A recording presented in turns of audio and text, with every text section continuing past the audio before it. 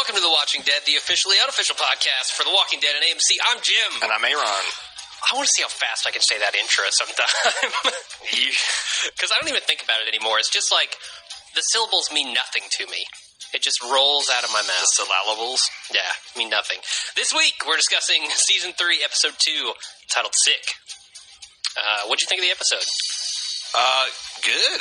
I was at the 30-minute mark, so pissed off. Yeah. So incredulous at what I was seeing from Rick Grimes and company. I was ready to... You were there with me. I was ready to spit fire on the cast. I was going to... It was going to be one for the ages. And then... You know, Glenn Mazzara set me up, rope-a-dope me, put me on my ass. If we hadn't already done this last season, I would play the intro where we go, it's Lloyd and Harry from Dumb and Dumber. They're talking about totally redeeming yourself, yeah. But we did that last season. So. Yeah, I can't beat that into the ground. we would hate to beat any kind of running gimmick into the ground. Oh, yeah, no. Especially voices. We don't want to do voices. No. So we have some news up front, or I guess I should say what I thought of the episode. I'm mixed on it. I thought it was good, and I was kind of with you halfway through. I was feeling meh about it, and then Rick came in and totally redeemed himself with a machete to the head. I probably shouldn't be so quick to forgive, because his bullshit flirtation with Vatos Part 2, Vatos Harder, almost cost him his life. I was waiting for the nursing home reveal, honestly. I was waiting for it. I wanted him to shave his head, and there'd be massive flaming lips on the side of his skull. Well, we've got a couple things that are just about as bad. So let's get into the news. Just one quick thing. AMC is back on Dish. Yay! So if you're a Dish subscriber, and for some reason you've... not abandoned it because AMC had abandoned it, then you got it back. Congratulations. A little bit of show news. The Bald Move Network just hit the 1 million download mark. Oh, my goodness. Just this week. That's awesome. Which is amazing. I looked it up, and there's an article helping you to describe how much data something is. So we average, with our podcast sizes, that's about 40 terabytes of information transfer. Holy cow. To put it into perspective, this article says a terabyte could hold 3.6 million 300 kilobyte images, which is your standard picture that you were going to take on vacation. Okay. Or 300, or 1 million podcasts. Or 300 hours of good quality video, or 1,000 copies of Encyclopedia Britannica. How many 10 terabytes could hold the entire collection of Library of Congress. So we've transmitted 4 Libraries of Congress, which is the standard data. Wow.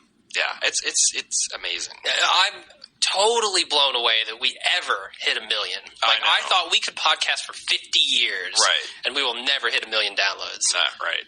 And it's all due to you good people. Yes, I'm like I said, I'm blown away. Thank you guys so much. I really got excited because I originally carried the decimal point wrong, and I thought we'd done 40 petabytes. Oh my god! And I'm like, oh, you could do a stack of floppies from here to the sun 1 million times. And it's like, no, not quite.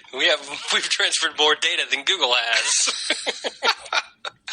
Anyway, so yeah, thanks a lot for helping us get there, people. Yeah, that's sweet, people. All right, do we want to get into the outline? Hell yes, we do. No more news? Because we got a shitload of feedback. That's the other announcement. It's usually at the halfway mark when we start to make brutal cuts. I had to start making brutal cuts today because when I first did the first draft of our feedback, we had 35 pages. We can read 7 if I'm hustling. Yeah. So there's a few. There's a few people that I had to cut. There's a few people that I had to cut like 10 paragraphs down to 1. But I hope I got around everybody, and anyone that I completely cut it out, I tried to give a personal email to. So cool. So that's coming up. Again, thanks for making my life difficult on feedback night. Keep doing it. Keep it up. We love it. Yep. All right. Let's get into the outline. So we open up with right where we left off last week. Rick and his gang are patching up Herschel, and they throw him on a makeshift gurney and haul him back to safety. all while they're arguing with the new prisoners that they've met. Yeah, I was out on Vatos, too, from the beginning. I just couldn't take him seriously. I mean, he's out and bluff with his little sad snub nose, 38. He's making demands, and, like, they're just ignoring him. They're like, yeah, whatever, we got someone's leg off, okay?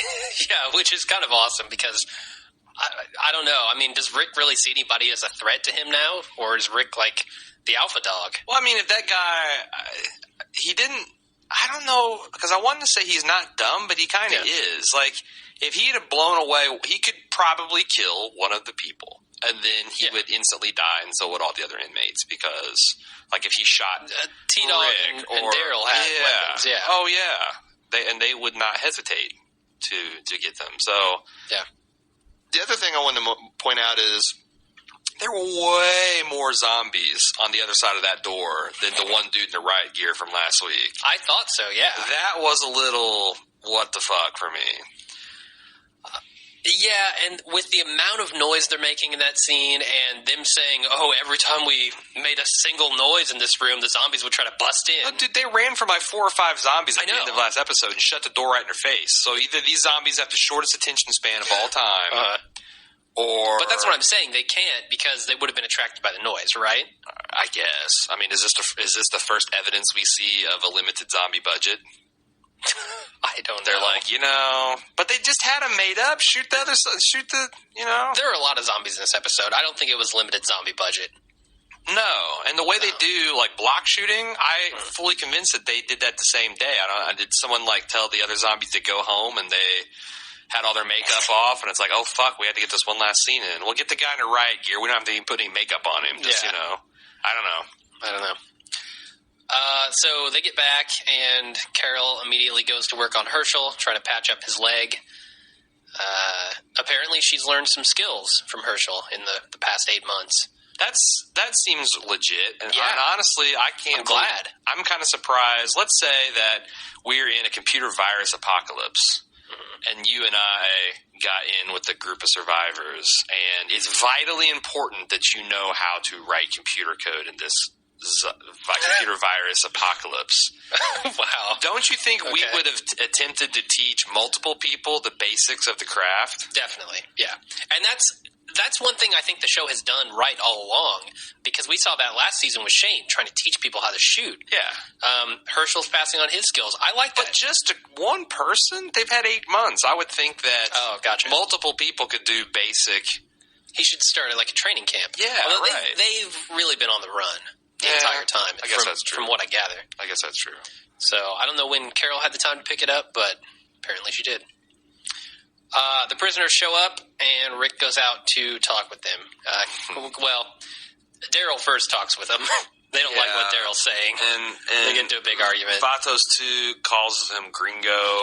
What is the guy's name? Do you know? I don't know. It's Thomas, I believe. Thomas, okay. Or Tomas. Tomas. Yeah, like a Breaking Bad style. I'm just said, my notes literally say Gringo, period, Jesus, period. Like, I just can't believe how bad. Okay.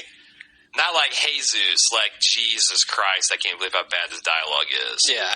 And thank God T-Dog comes busting in to regulate, because he ain't having any of this either. And at this point, I'm openly like, they should just shoot this guy. Yeah, me too. They should just shoot him. There were a couple of times during this episode where I thought, okay, he's done. He needs to go now. And luckily it happened eventually, but we'll get to that. What do you think of Rick giving Glenn the job at euthanizing Herschel? I thought... Putting Herschel down. I thought, man, that puts Glenn in a hard spot there. Because what is Maggie going to think when Herschel rises from the dead, her father, and then her boyfriend just blows him away? Well, I think that you got to do that, number one. Certainly you do, yeah. But the other thing is, Glenn's weak, man, because he couldn't do that one job. Well, no. I see what you're saying, but he left, right? He wasn't there when things started to get weird with Herschel. I know, because Carol had to go dissect a goddamn zombie. I mean... Well, the reason he left there is because Maggie basically told him to. No, well, he went outside the door because she wanted to be left alone. But, yeah, all the women basically got together and made Glenn feel uncomfortable, so he abandoned his post. Well, he wasn't going to until Maggie finally said, it's fine. Go. I get that. However, who's the felt like boss here? Is this a dictatorship? Or is this a Maggie ship? Because if it's if Glenn's on the SS Maggie ship, fine. But Rick needs to remember that the next time he asks him to do something. Fair enough. Yeah. When this old fucker comes back and starts chewing on your wife's face, which is this close to happening. Come on, Herschel. You got one job here. You're this close to burritos and nachos. Yeah. But yeah, I just thought that was a little weak on the Glinster's part. Okay, fair enough. Let's move on to the next scene. Rick leads the prisoners outside to see the carnage that is going on, and they agree to help them clear out another cell block in exchange for half their food. Yeah, what is this? I mean, this again, I was livid. Bargaining for food. Well, when they took him outside, I was like, all right, shut the door behind him. Yeah. That's it. Game over. Yeah. I also want to say that this was a hilarious accent tour de force. Oh, my God. I mean, the Axel dude, when he goes, it was Attica on speed, man. Oh, my God. That was so good. And Rick was all, we shed blood. Yeah. Well, I like the one... it was a really terrible accent when he was over Herschel, and he tells Maggie to put pressure on it. He's like, put pressure on this hard. He like misses the hard R in the first time he says it, and so he goes back and does it again. Right. Damn it, maybe they'll cut that. He hit it so hard he dropped an R. Yeah. Hard. So, definitely awesome. Yeah, I wish he would have shut the door behind him, but yeah, what are you going to do? This is classic Beta Rick. Yeah. Talking tough, but... Yeah, this is where you really started to get mad. Yeah, he's talking the talk, but walking the cream puff. Yeah, and they take this opportunity to reiterate to the audience that everyone's infected. Yes, we know. We've known that since the end of season 1. But this Vatos 2 guy, he's just laughable. He's like... Yeah, I guess we'll let you have the little Paxes laying by the stream. Rick's like, yeah, that's going to be our field. You guys got to clear out this up. Nah, that's not going to be necessary. I mean, at this point, just shoot him, right? This guy, this guy's going to be a fucking asshole. Yeah, you could tell. You could already tell. He's got an attitude. Like, I get you don't want to just execute any survivor you've come across. And... I was mad because I remember saying, because I just reread the prison arc sequence, and I'm like, why aren't they doing this the way they did it in the prison? Because it was really well handled. It was the right amount of distrust, but also wanting to give people a new chance.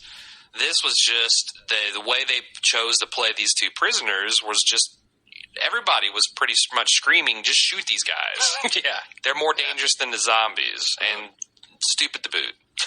I guess my big question with these prisoners is, why are they not more eager to get out of the prison? I understand that they're telling them it's hell outside. Or how can they be this naive about how the world is when they've been sitting in a dark, no-power prison for 10 months, 10 plus months? They said. Yeah. I mean, come on. Yeah, I have a little bit of problem with the timing of all that. And that's the thing, like if they had been a little more rattled by that whole 10 months of no contact, then maybe I could see them not wanting to get out of the prison right away. But they weren't, so you would think they've been cooped up in this prison, they probably don't want to be there, why aren't they leaving? Because it doesn't really look that bad outside, right? Well, there are a few zombies around the fence. There's a bunch of dead ones in the yard. That's the one thing I think that Vatos showed he had a little bit of brain is that he said, you go folks breaking into a prison makes me think there's no place else for us to go. And then you go outside and you see all these. So, yeah, I mean, I get why.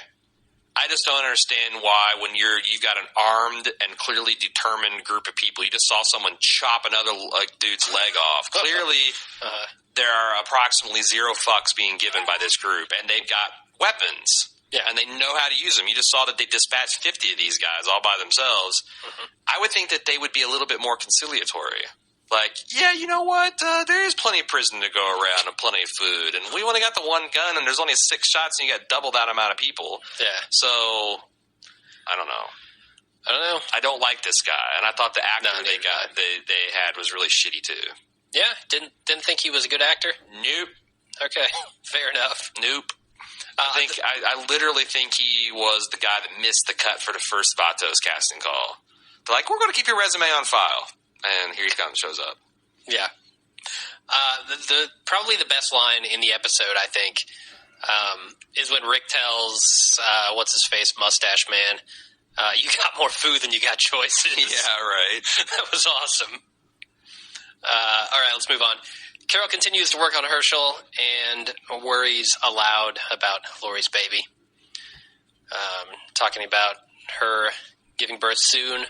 And that's when she gets the bright idea to go outside and try to wrangle up a zombie to practice on. Mm-hmm. We don't actually see that yet, but you can see the light bulb go on in her head. Wheels turning. Yeah. She's eyeing Lori thinking, you know what? She's got the frame of a zombie. I think Tom G's the first guy to say that. It's like, it's interesting that Carol picked out a walker that was built exactly like Lori. Yeah, I think we got some comments about that on Twitter, too. I don't know. I think that zombie had better hair.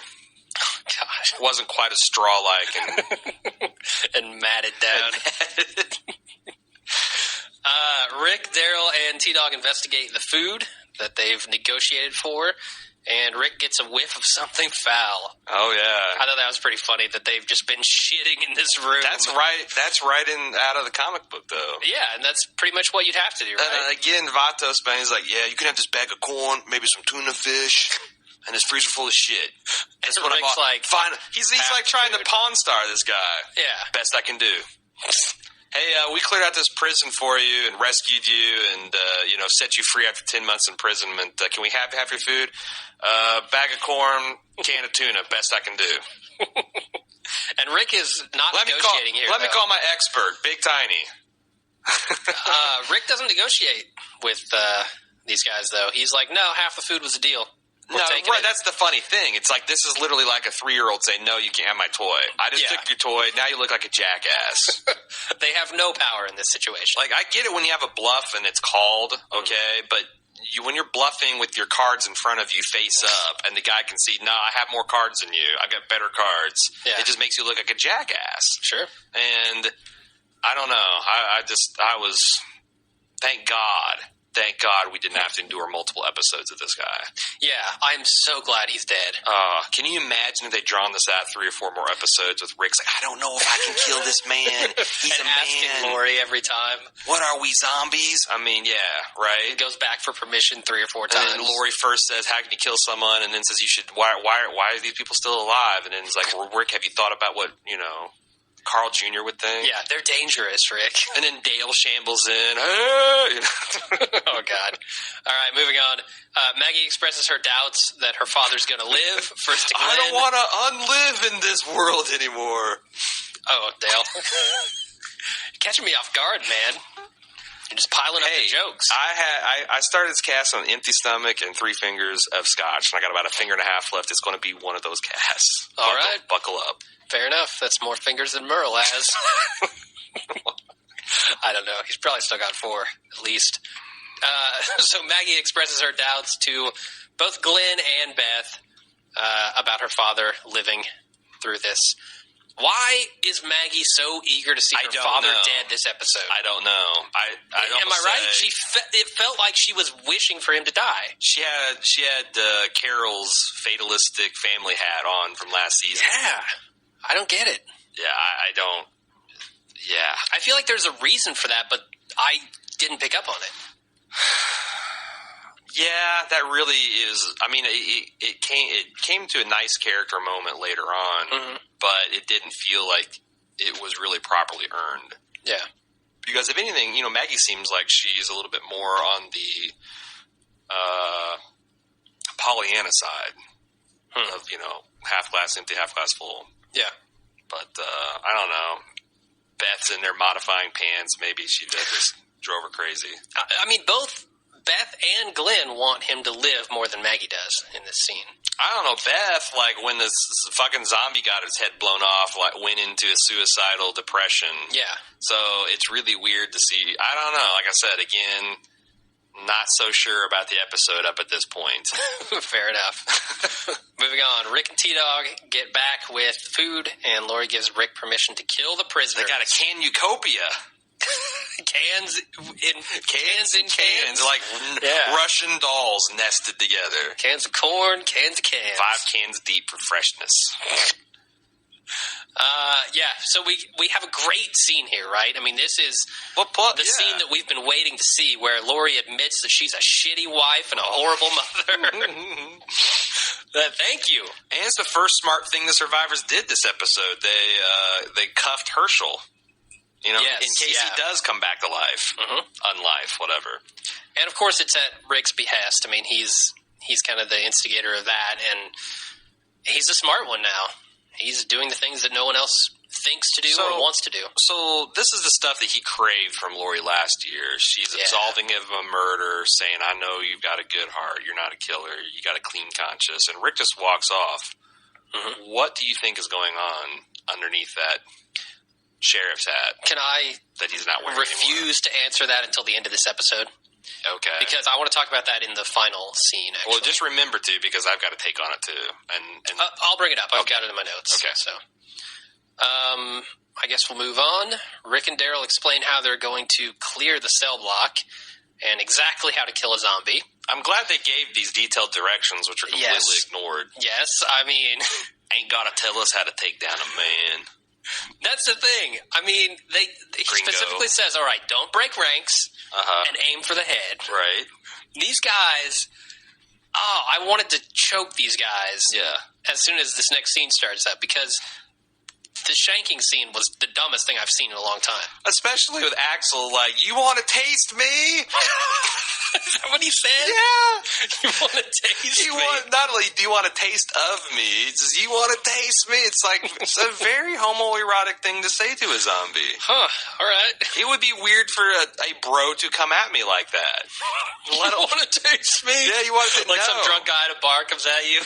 Yeah. You want to taste me? Yeah, it's like... a little bit of Shooter McGavin there. The whole, I eat pieces of shit like you for breakfast. Really? You eat shit for breakfast? Wow. Okay. He's fresh in my mind because he's playing another smarmy character on Boardwalk Empire right now. Oh, nice. Yeah. He's got a very punchable face on him. All right, so keep that instruction scene in mind for the one coming up. Yeah. But before that, Maggie gives Herschel permission to die. Basically goes in and says you don't have to hold on anymore. Don't worry about it. She's kind of absolving him of responsibility for dying. Here's the thing. Like, this actually got to me because this was almost... I saw my aunt give this speech to my grandmother, who was at the time literally days away from dying of a long battle with cancer. Exactly the same way and almost exactly the same tone of voice. And it was devastating. And I was like... I was really hurting by the end of that scene, and then fucking Nerdist dude came in. Man, Herschel's leg amputation's gross. OneLeggedHerschel.com. It really destroyed the moment for me. Gotcha. Chris Hardwick, you're a dick. I have no problem. It's like Casey Kasem coming out of a goddamn death dedication. You give me this up-tempo crap coming out of a goddamn death dedication. Yeah. I don't know, man.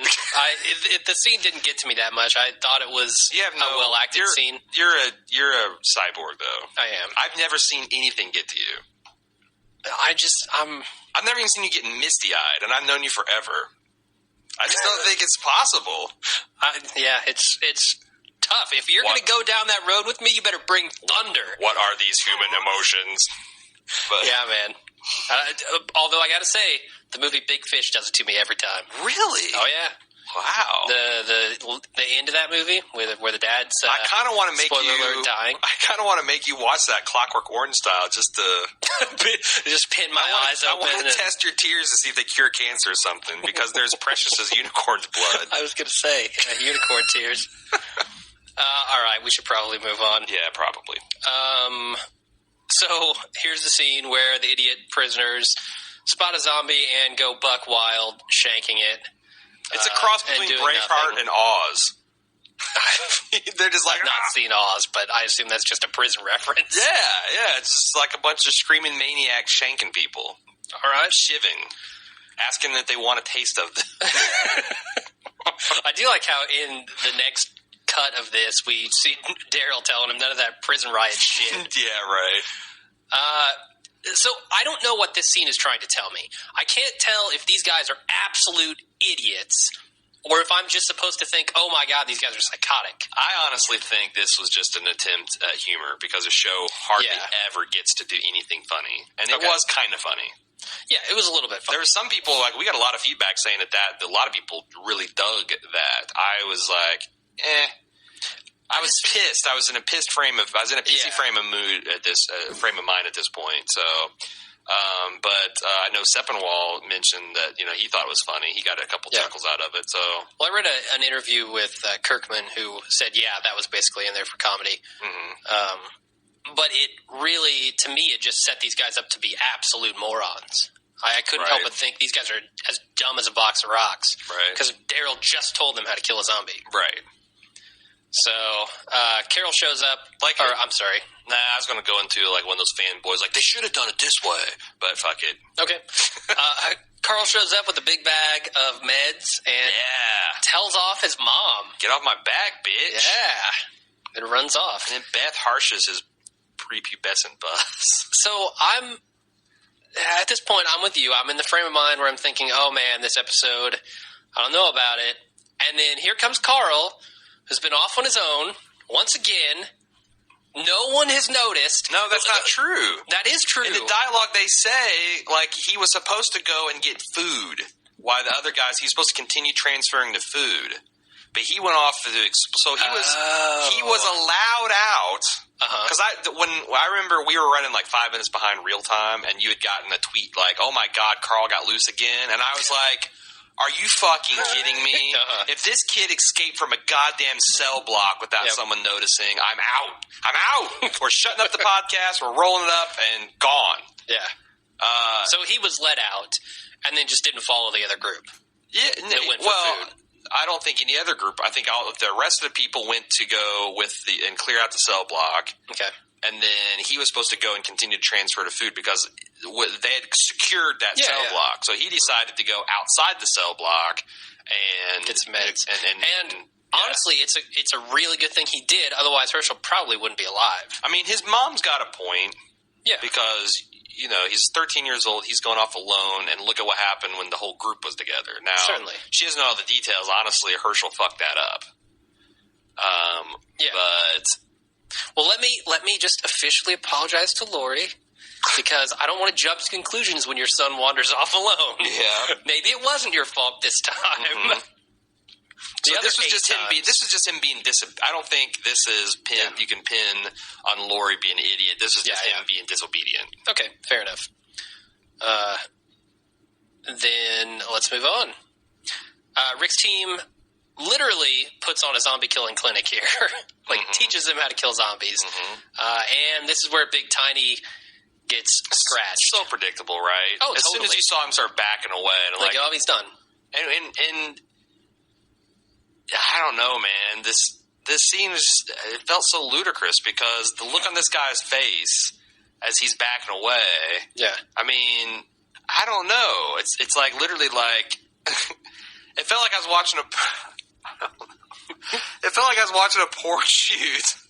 Okay. And you can hear you can't hear, but you can tell the directors is like switch positions. Go from missionary to doggy because the guy's like looks off camera, and starts shuffling over to the left, off to the right. And he's like, "This is you can see Mazari's like, this is the point where you kind of get away from everybody." Yeah, there's no logical nothing split them up. Was he squeamish about the zombie action? That's what I think. Yeah, but then he just without hesitating, leveled, just destroyed 2 zombies. So it's like it didn't make sense. Yeah, I felt exactly that. When he killed the zombies, I was like, oh, wasn't he just totally freaked out by the zombies? I don't know. But yeah, I kind of liked how he got scratched. I mean, the zombie ripped his hand came off. up and said, "Bone Claw is ready," and got him. Yeah, got him. My question is, do you think Big Tiny was okay there? Do you think he would have lived through that? Fuck no. The big scratch on his back? No, what are you going to do, cut off his torso? No. I don't know So how. are you asking me with a straight face? Is the infection going to kill him? Scratched by a jagged, bloody zombie bone going to kill him? Yes, that's my question. Now, we can cut off his torso? No. I don't know So how. are you asking me with a straight face? Is the infection going to kill him? Scratched by a jagged, bloody zombie bone going to kill him? Yes, that's my question. Now, we can debate this a lot, and there's a lot of people in the email that got a lot of stuff deleted. Okay. Did you leave at least one in? No, because here's the thing, people. I'm done debating the zombie virus. Okay. It's not portrayed consistently. It's not? No, it's problematic that we had cars full of intact corpses that didn't come to life. Boiled brains, man. Bullshit. Suck. Oh my god. I'm a Walking Dead apologist. No, I'm serious. Like they just don't. And then it's patently impossible for 7-some billion people to get an airborne virus simultaneously that doesn't, unload its payload. So it's like, we've got to just quit trying to figure this zombie shit out scientifically because it doesn't make sense. Yeah, honestly. It's like the Starship Enterprise can't go faster than the speed of light. It's physically impossible. Mm-hmm. You can make a bunch of shit up about how it might happen, but that's exactly what you're doing. You're just engaging in fantasy. Yeah. So like I don't know that it's interesting, especially since it's not consistent. And until they come out with something new. Like, if there's a new piece of evidence, like, they get another Jenner and he says something like blah, blah, blah, I don't know, because... The trouble is they're going for that, right? They want that consistency. They want that... But that through line in the story. The one consistent thing in the show and in the comics is if you get bit or scratched, it's your ass. Yeah. Well, that's the thing. I mean, I pretty much turn that part of my brain off when I watch zombie movies or zombie shows. You got to. Yeah, and I just think whatever they're showing me is what's going on, right? And if I got 40 pages of email to get through, and there's a page and a half email talking about the zombie virus, that's an easy cut. That's the least of my concerns is how exactly it kills you. Yeah, it's not. I mean, it might be interesting to some other people. It's just not interesting to me. Yeah, and I'm the guy podcasting. I'm the guy brutally cutting emails. Yeah. So now you know what to say, Rod, to get your emails not cut. All right, where were we? Oh, yeah, this is where. So in this scene, when Big Tiny gets scratched, what's his name? Tomas shoots a zombie right next to Rick, gangster style, of course. Of course, yes, because he's a gangster. And Rick looks over, and they kind of have a thing there where Rick's acknowledging, "Yeah, you could have just shot me." And the other guy was like, "Yeah, I know I could have." See, I read that differently. Number one, that's a plot hole from what I can tell. He should have shot Rick, except for then what he would have done. I think my take was this was yet another provocation. Mm-hmm. Like, I did something incredibly dangerous. I shot straight across you in my line of fire.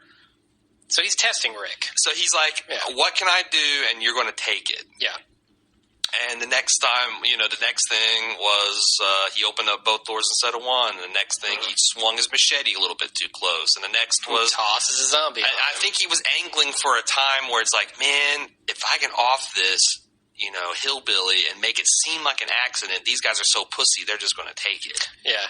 So Rick establishing this pattern of weakness was kind of inviting this. And again, I was like, when he shot across him, I'm like, oh my God, fucking kill this guy already. He just spent half of his ammo.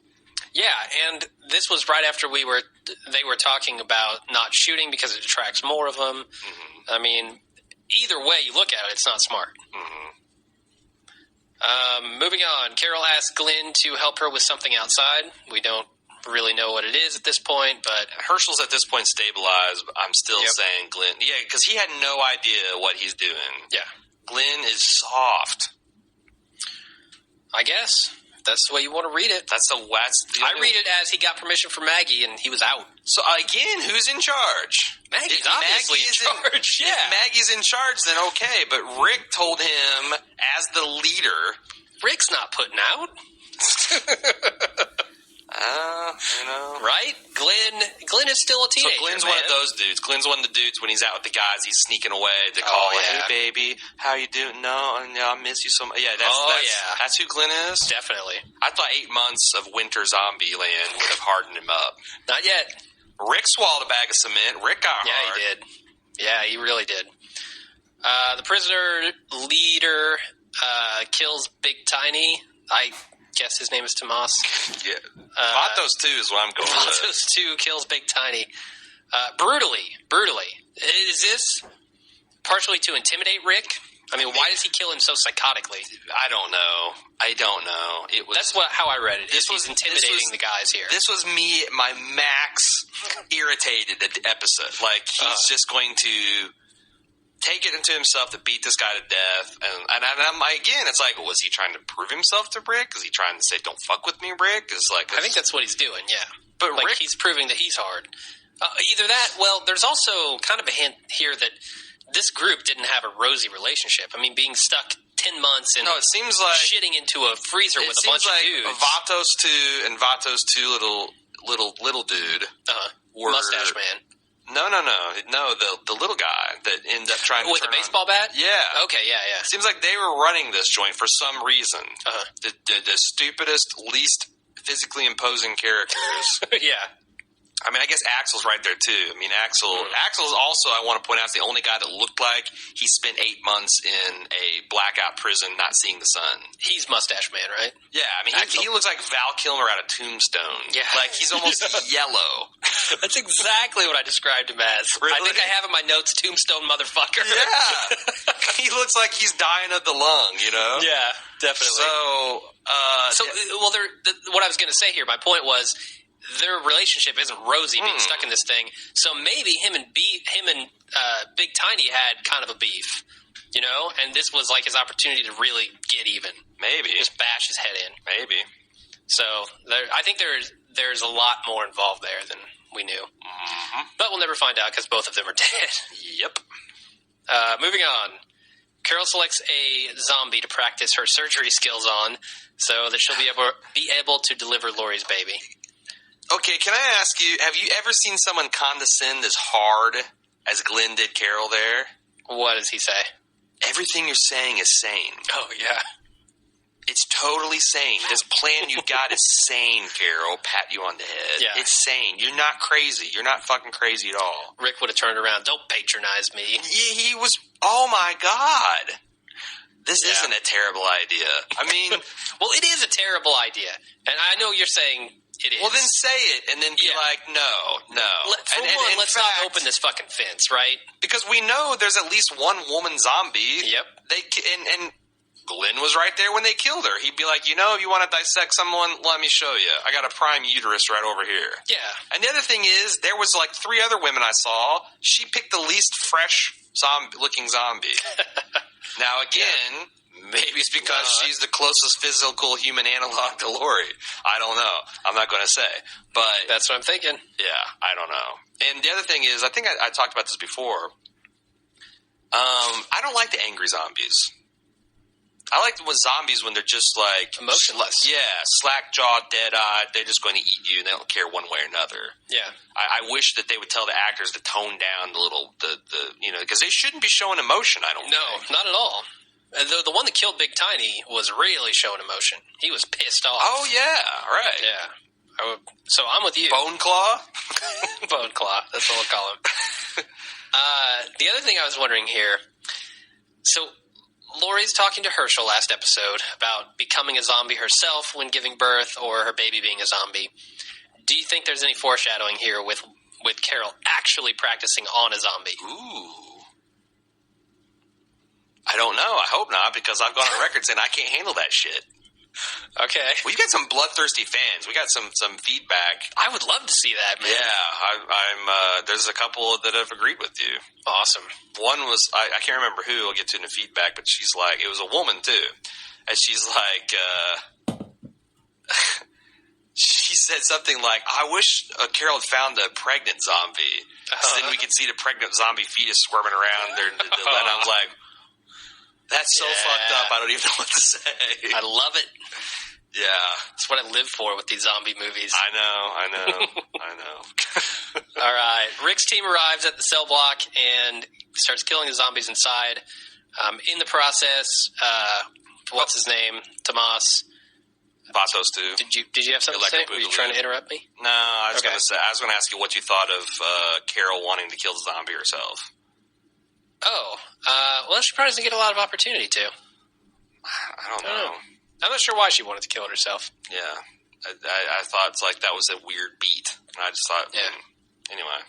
Maybe she's practicing for Nobody, Lori I don't think, emailed in about it, so I just wanted to see what you thought. All right. Apparently nothing. Moving on. Nothing. Absolutely nothing. So in the process of clearing the cell block, the Tomas tries to kill Rick by tossing a zombie onto him. And once the dust settles, Rick kills him with a machete to the head. And this is kind of all one long scene here. One of the prisoners runs off, and Rick chases him down, locks him outside heartlessly to be eaten. Yeah. Cold Rick. Rick is hard. This scene redeemed the episode, right? Hard as the iron bars on this inside of that cafeteria window. Okay. No, seriously, I was, you know, you can see a timeline of my emotions on Facebook, on the official thread on facebook.com/baldmove. I was so livid and not believing what the hell was going on. And then I was in mid-comment of like, what the fuck? And when he put that machete in his skull, is like, all is forgiven. I think awesome. I still think, you know, had the rope-a-dope not been in effect, I would pick it apart and be like, you know, Rick really did risk a lot more than he had to with abundant opportunities to off this guy. And clearly, no one would have given a fuck. Well, not a single survivor would have been like, oh, wow, man, Rick, I can't believe you killed this insane prisoner in cold blood. I mean, T-Dog would have supported him. Daryl would have supported him. Lori would have supported him. He would have had carte blanche to kill this guy.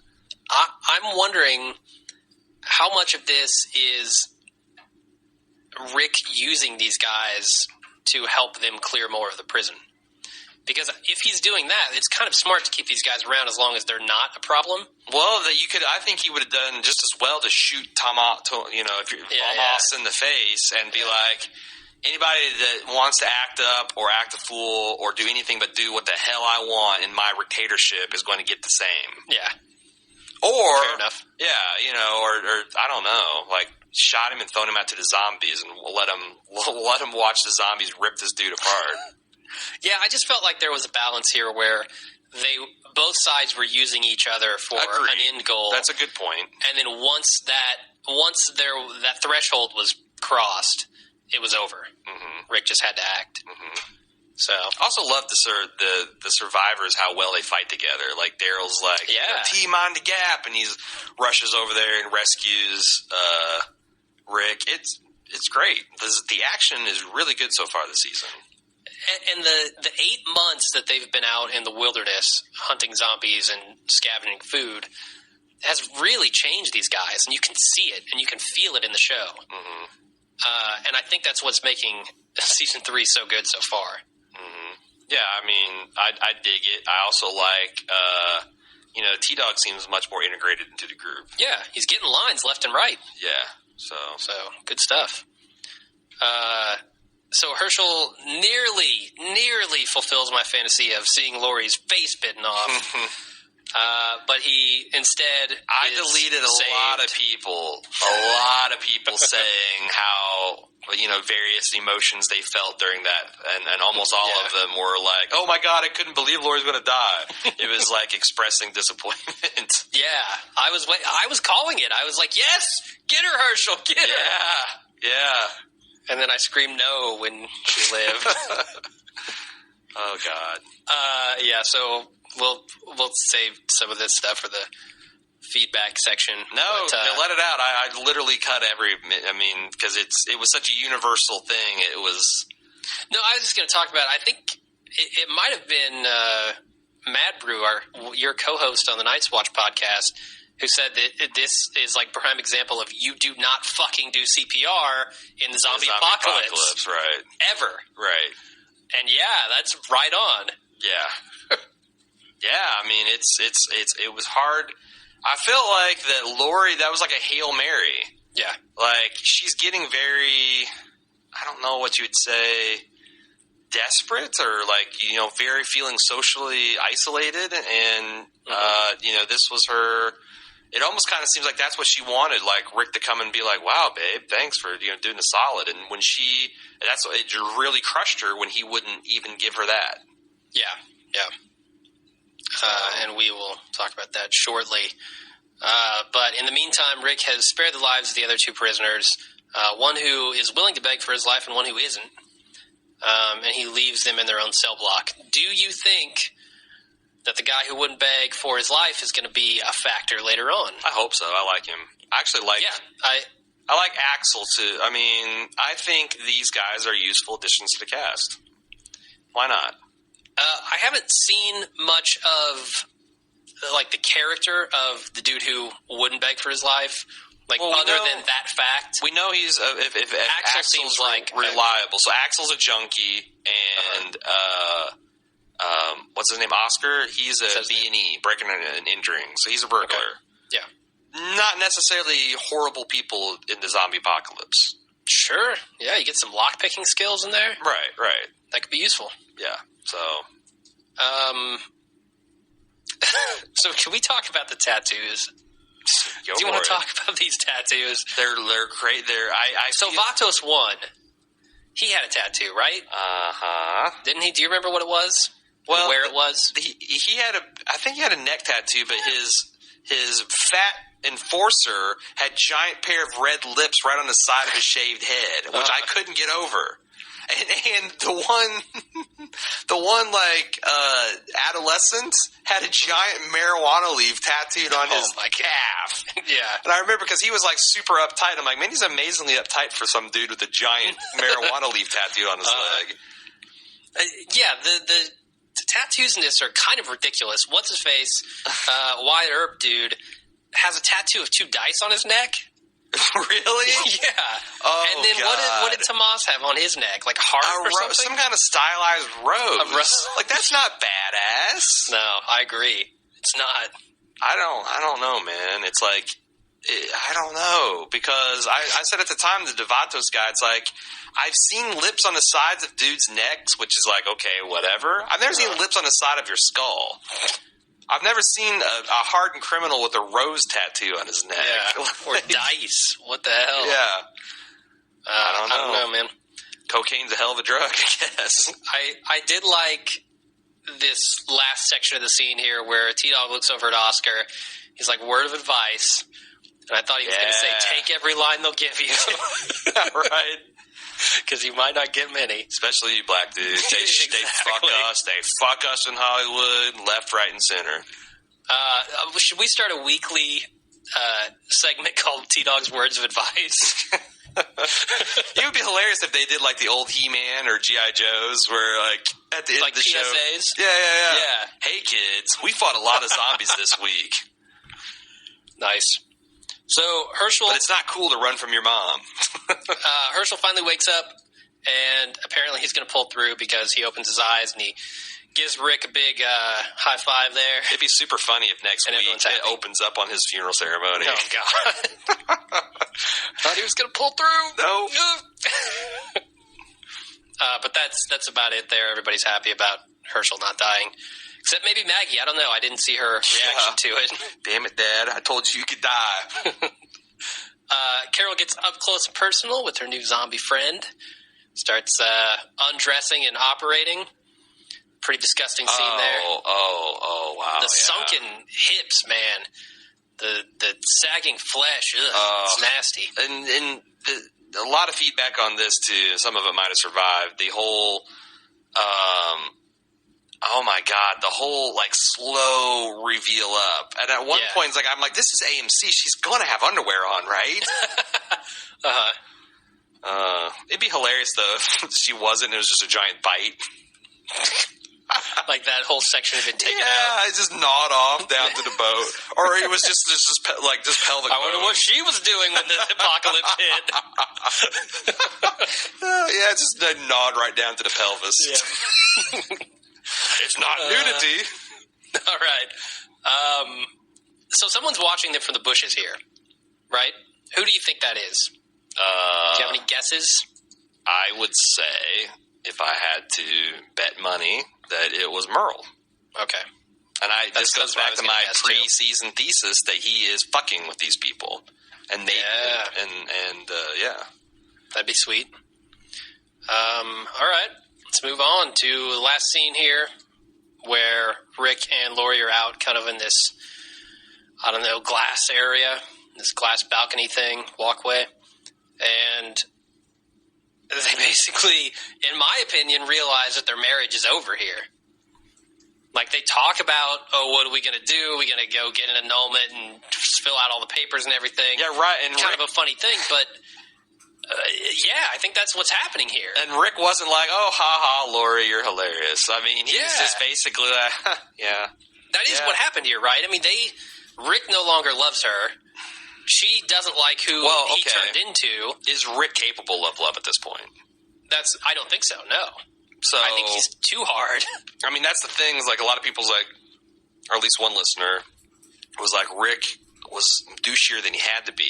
I don't think he can. I think if he has any love, if he has any affection at all, it's for Carl. And even then, he's got like a soldier commander relationship more than a father son. Yeah. I mean, this is not the dude that ran with his son in his arms, weeping to Herschel's house. You know, certainly not. And this is not the guy who was so happy to find his wife and his son after having lost them and stumbling out of a hospital. Mm-hmm. And there's a lot here. I mean, obviously, the not making eye contact is a big thing here. He says that we're awful grateful for what you've done, not I. Yeah, the royal we. Yeah, he's not. He doesn't feel anything personal here at all. Oh, yeah. And you can tell, like, that is just devastating to her. Now, the question I have for you is Rick doing this because she was so bad to him last year? Is this a little bit of vengeance fueled, or like the time I needed you most, you weren't there for me to give me what I needed in this relationship. In fact, you kind of threw me to the dogs, threw me to the Shanes. Yeah. Is this a little bit of him like take it back? Yeah, I think it is. I'm with you. All right, cool, definitely. But that's it for the episode. We go out on a shot of Lori's back. That's it. I did like the moment, like he touched her shoulder, but as far away as he could possibly be, and then her reaction to that, like she almost nuzzled his invisible phantom limb after he left. It was, I almost felt sorry for her. No. All right. No. She gets everything she deserves in this scene. Moving on to our feedback, right? Hold your horses. Oh, that's right. We've got a no holds brawl coming. Do we? I don't know. We're going to argue about something, I feel like. No, we're not. I just have a couple questions for you, and I have to do what I neglected to do last week, which is Zombie Kill of the Week and that's right. the Idiot Survivor of the Week. Which you actually changed my Idiot Survivor of the Week this week. Really? Because you explained that Carl is not out on his own on a whim. He's out there for a reason. It was going to be everyone who wasn't with Rick. Yeah. For letting him escape again. Right. But instead, I don't know. Who do you think was the Idiot Survivor?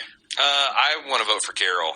Because not only going out there and dissecting a zombie was patently absurd, but going out there alone and then just being alone on the outside, no one to watch your back. You can't. You gotta stay together, man. You gotta you go out to take a crap. Someone's got to come with you. Yeah. So I feel like that. Vatos obviously, but he didn't survive. So yeah, I'm gonna go with Carol. All right. And that kind of plays right into the big question that I had here. Clearing out this prison. I mean, they certainly think that they've got this area secured, right? Presumably. If this was you, would you ever feel totally confident that you had that prison cleared out? Sure. That there wasn't a single zombie lurking somewhere, around a corner ready to eat you. Well, I mean, I would always lock the cell block that I was in. Certainly. Once you're there, then you know. But I think that you could get to. Now, I don't know about the yard, but I think because they broke in, someone else could just as easily break in and attempt it. And protecting yourself from survivors at this point is just as important as the zombies. And if Rick hasn't got that yet, after Nebraska and after this, after the experience with dumbfuck Hayseed, Shane broke my neck guy last year, then he ought to know by now that, I mean, if you lock yourself in that prison with the technology that the average survivor has at their disposal, at worst, you're going to get massive notification that there is something wicked this way coming. Yeah. And you can prepare. But, I mean, I feel like that you could be relatively secure in that prison.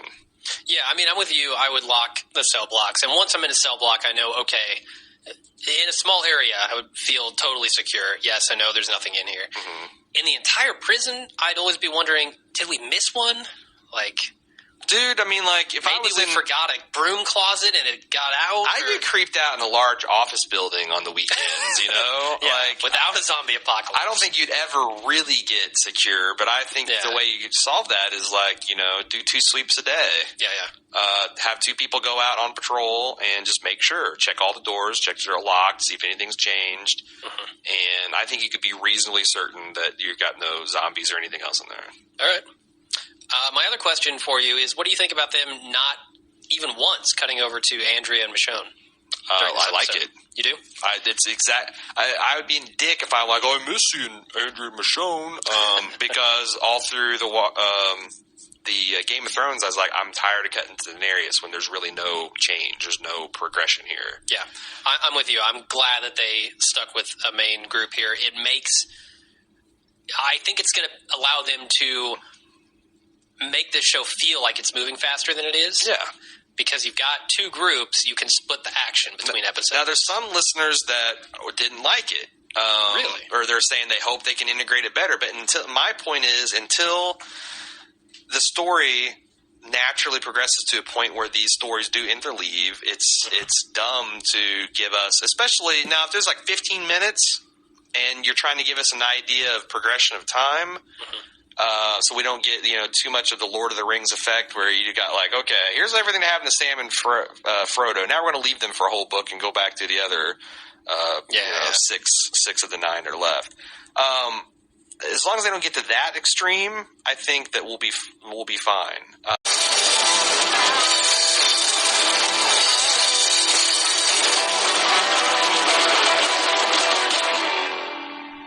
And we're back with the spoiler section. Let's go ahead and run the preview for next week. There. On the next episode of AMC's The Walking Dead. Why are we locked up in this room? You're not prisoners here, you're guests. We want our weapons. Destroy our community. I'll die before I let that happen. I was separated from the rest of them. Tell me where they are. I'll bring them in. For a longer look at the next episode of AMC's The Walking Dead, go to AMCTV.com. I don't know why I decided to put the whole promo in there, but looks we've got a new entry in the shitty Southern accent off. Yeah, the governor's bringing the thunder. I can't help but see Liam Neeson every time I look at him. Yeah, right. Am I wrong? And he kind of got that sound. Yeah, totally. Right. If you leave Woodbury now, that'll be the end of it. I just need to see him fight a wolf. But if you try to destroy this community, I will find you, and I will kill you. Yep. Yeah, a pack of wolves take him down. That'd be a radical comic departure. Definitely. So let's talk some spoilers, because I didn't really have much to say about that preview other than holy shit, Merle, and hey, a helicopter crashed and crazy stuff happens. Jesse B's got synopsis for the next 3 shows. Did you want to say something else? I was just going to ask you if you think that helicopter crash is going to lead them over to the prison. It does in the comic book. Okay.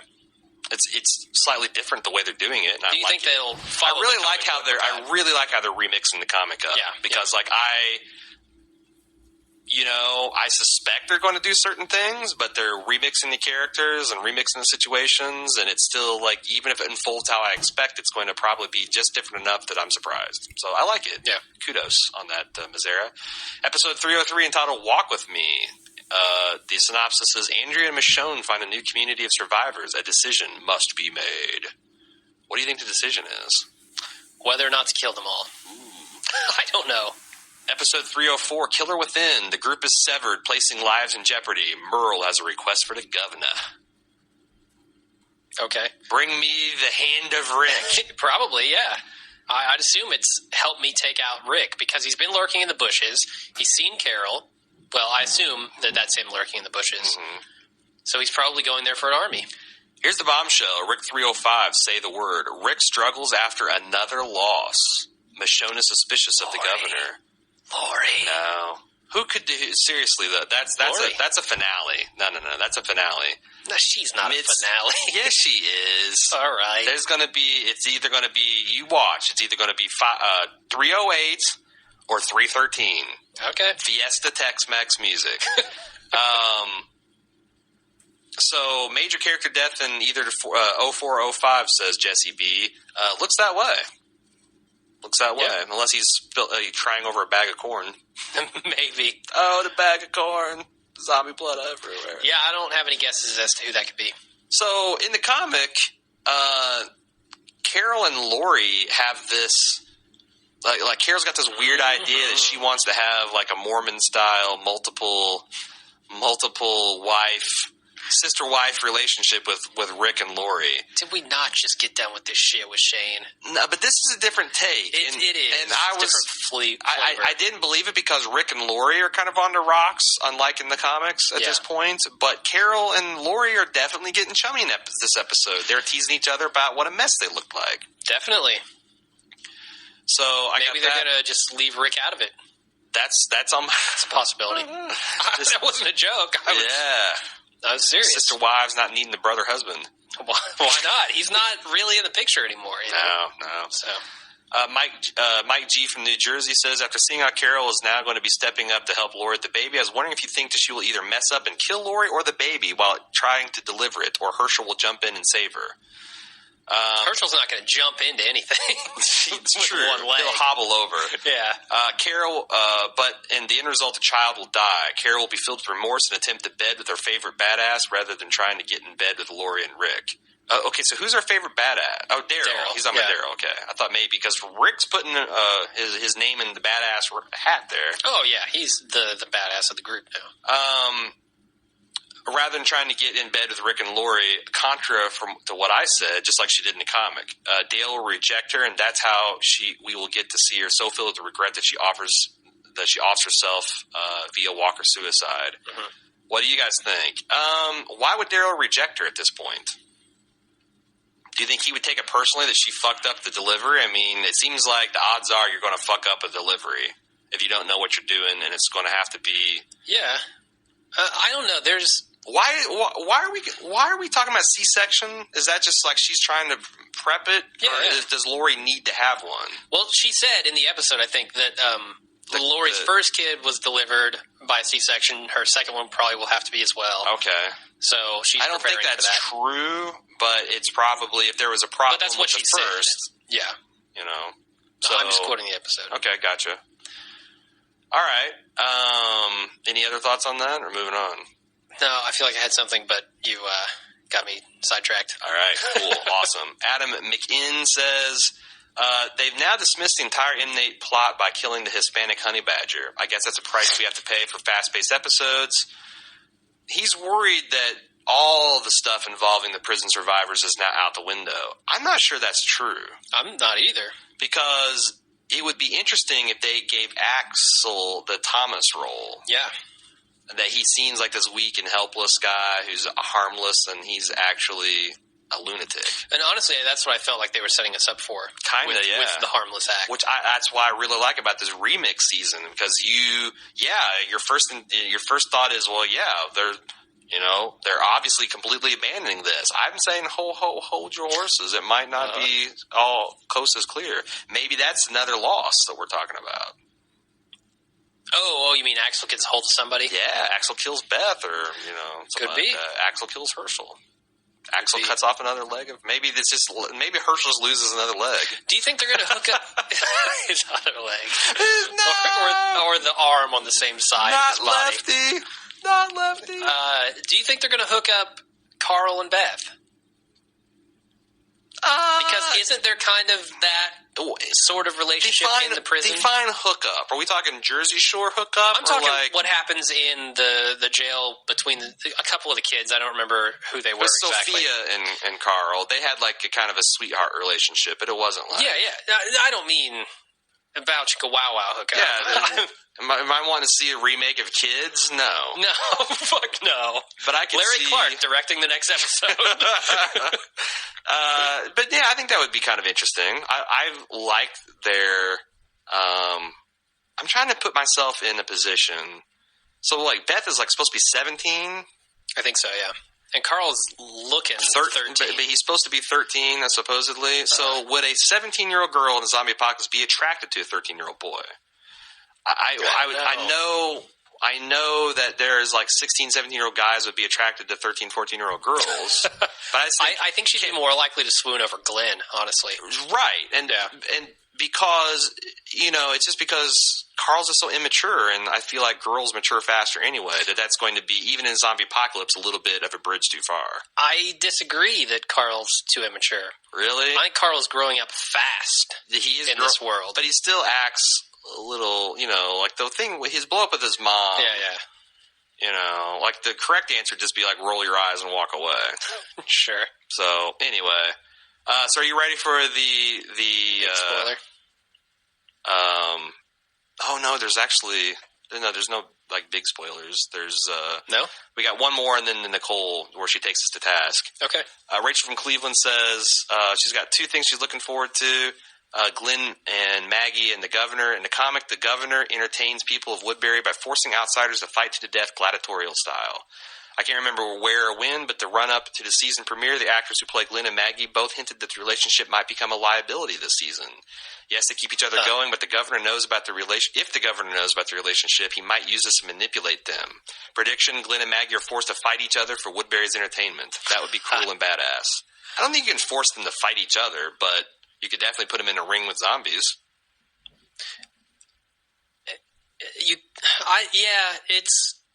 What do you threaten them with? Death? If they don't fight each other? It's Kirk and Spock, right? Right. Except so, for Glenn's going to be suffering from pond fire. Is that what you're getting at? Every 7 years, Koreans experience a sex lust. Oh, my God. They must mate. All right. Yeah, that's too far. Okay. Number 2, Andrea and the Governor. Last week, you guys speculated the emotional impact of the Governor's abuse of Michonne wouldn't resonate with the TV crowd. Instead of offering up Daryl, what if this plot gets picked up by Andrea? She's become a badass woman, and we know she's prone to flying off the handle, like when she pointed a gun at Rick in Season 1. Oh, my God. She was trigger happy in Season 1 and 2. Michonne is originally tortured by the Governor because she attacks him in a fit of rage. After he attacks Rick, I can see Andrea doing something similar. If Andrea was tortured, hopefully mercifully off screen, it'd have the emotional impact of the comic punch. So she's saying instead of Michonne, because I think it was TJ last week said that having her getting tortured wouldn't be as effective because we don't know her as well. Yeah. Andrea, that's a good stand-in. Yeah. We do know Andrea, and I kind of think of her as one of the more interesting characters. She probably turned it around in the last season, because I really didn't like her up until the last half of last season. Yeah, so that could definitely be effective. Yeah. All right, so we got a somewhat weighty topic to talk about. Nicole writes us in, said, I just listened to your podcast of Seed. I feel compelled to write about something you guys talked about in the spoiler section. The conversation began with you reading feedback from a listener, TJ from Michigan. He wrote about in the comics that Michonne gets raped. He felt that because she's only been briefly introduced and the audience doesn't have affection for her yet, being raped wouldn't be as big a deal right now. Then he speculated that if they switched it up and had the same brutal act happen to Daryl, that would be a big deal. Imagine how cool it would be when he gets his revenge. I was unnerved by that feedback. I understand what the listener was saying. People feel reverberations of violent acts when they know the victims more than people who read about them in the papers. However, there's an implication that the audience would feel a stronger reaction to Daryl's rape than they would to a female character. I mean, Lori was almost raped. Carol's abused. People don't really talk about that anymore. You discussed how crazy and ballsy it would be if the show had a man raped. I disagree. We talk about that almost every episode. Well, we remind people last of the episode rape. anyway, when Shane was still alive. Okay. Anyway, stop interrupting, Nicole. Sorry. You discussed how crazy and ballsy it would be if the show had a man raped, that it would punch the audience in the face. The audience would want to see revenge on an epic scale. The words and tones you used basically communicated that rape is a crime against women, and that if a man is raped, he is put in the position of a woman, and that cannot be tolerated. Furthermore, you asked, would it hurt Daryl's character at all? To be raped? To be raped, confirmed. No, I don't think so. It's not like he asked for it. No, of course he didn't ask for it. I'm saying, would it make him seem weaker for getting in that position? And I said, there are probably people who would make the argument. She says, no rape victims, regardless of their sex or the sex of the rapist, are to blame for the act of violence against them. Rape is an act of aggression. Agreed. No rape victims ask for it. It doesn't matter what their sex is or what they're wearing. As to question of weakness, the implication there is that only a weak man or a lesser man, a man who is like a woman, would allow himself to be overtaken. Those few words you two exchange are basic examples of blaming the victim. This happens too often in society. Wait, I'm almost done. We're living in a time when people are actually seriously using phrases like legitimate rape. It's more than a little scary. I'm a fan of what you guys do, and will continue to think of you guys as good ones. All right. Are you done with that email? I am done. Because I 100% disagree with the conclusion that she came to, that last paragraph is just like not what we were saying at all. Well, we are not blaming the victim at all. No. I mean, she says as much when she quotes us. She says, like, would it hurt Daryl's character? No, it wouldn't. He didn't ask for it. We're not blaming him. Well, just like I said, that if you... Okay, so it's like, do you think less of Marcellus Wallace because he got raped in Pulp Fiction? No, nobody comes away thinking Marcellus Wallace is a pussy. However... I think what she's saying is the fact that you asked that question implies that there is a large part of the audience that would, and I think that's true. I do too. And that's why you said some people would argue that. It is. So it's like, I guess what I'm asking you, Nicole, is do you think by acknowledging the fact that society has that fucked up double standard that we are endorsing it? And one of the reasons I was excited, and I think that I wanted to get off the air and I didn't speak clearly. And we talked about this after we went downstairs and were posting. I said, man, this might be controversial because I didn't articulate myself very well. I think it would be awesome precisely because it would be so challenging. Yeah. And I mentioned, because I responded kind of lengthily to Nicole in an email, and I said, I can only think of like 3 male characters that have been raped in all of pop culture. Lawrence, T.E. Lawrence from Lawrence of Arabia, Ned Beatty in Deliverance, and Marcellus Wallace. Yeah. It is a shocking thing, and I think, it's like I said to her, just like when Kirk kissed Uhura against his will in Star Trek, and that got a lot of people up in arms and talking about interracial relationships, maybe seeing a beloved badass character like Daryl going through this and seeing that it doesn't make him less of a man, and he is a victim, and it could happen to anyone. And that would be good for our society to process that. I gotcha.